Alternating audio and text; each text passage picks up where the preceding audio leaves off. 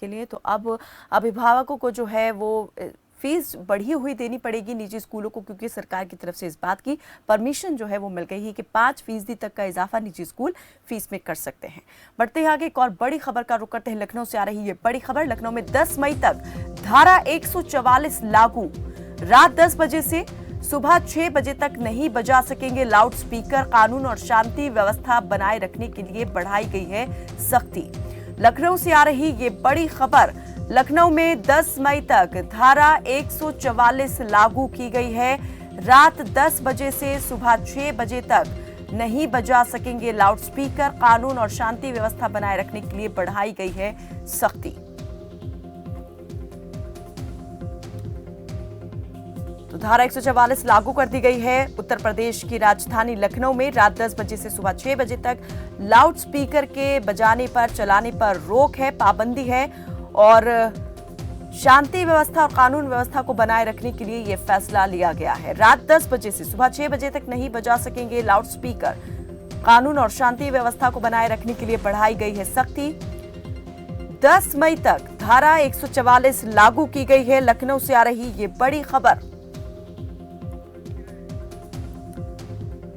और इस पर हमारे राजनीतिक संपादक संजीव कपासिया ज्यादा जानकारी के साथ जुड़े हैं। संजीव, ये जो फैसला सरकार की तरफ से लिया गया है, ये फैसला जो है कैसे देखा जाए और इस फैसले के दायरे में कौन कौन लोग आ जाते हैं या कौन कौन से जो धार्मिक स्थल है, संस्थान है, वो आ जाते हैं?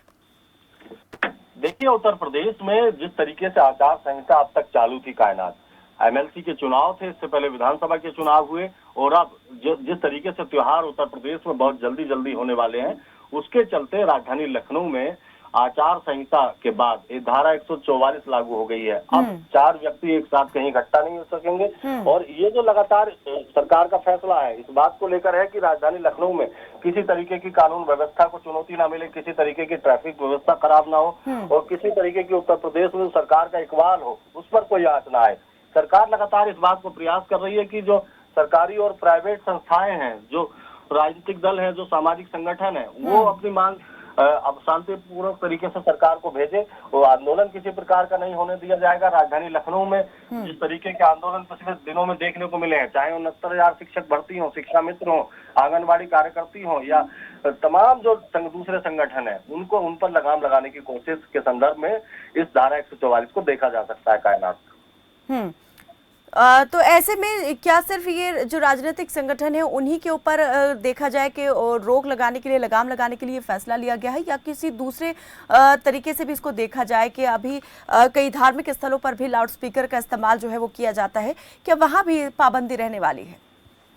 देखिए, गोरखपुर हमले के बाद जिस तरीके से धार्मिक स्थलों की सुरक्षा बढ़ाई गई है, कायनात, और जिस तरीके से सरकार ने पूरी तरीके से साफ तौर पर यह साबित किया है कि सरकार किसी भी बड़े हमले को नाकाम करने में पूरी तरीके से काबिलियत रखती है। सुरक्षा एजेंसियां उत्तर प्रदेश की और पुलिस ने जिस तरीके से गोरखपुर हमले को विफल किया था, हालांकि उसमें 2 पुलिसकर्मी घायल हुए थे और मुख्यमंत्री योगी आदित्यनाथ ने उनको 5-5 लाख रुपए का सहायता राशि भी प्रदान की थी। लेकिन सबसे बड़ा सवाल यही है कि उत्तर प्रदेश में अब कानून का राज। बिल्कुल, बस एक आखिरी सवाल संजीव, क्या ये फैसला आज से ही जो है वो लागू होने वाला है? बिल्कुल, आज से उत्तर प्रदेश की राजधानी लखनऊ में धारा 144 लागू हो गई है। अब किसी तरीके का धार्मिक या फिर सामाजिक या फिर तमाम जो राजनीतिक संगठन है उनके प्रदर्शन पर पूरी तरीके से रोक राजधानी लखनऊ में आज से लागू रहेगी। कायनात जी, चलिए।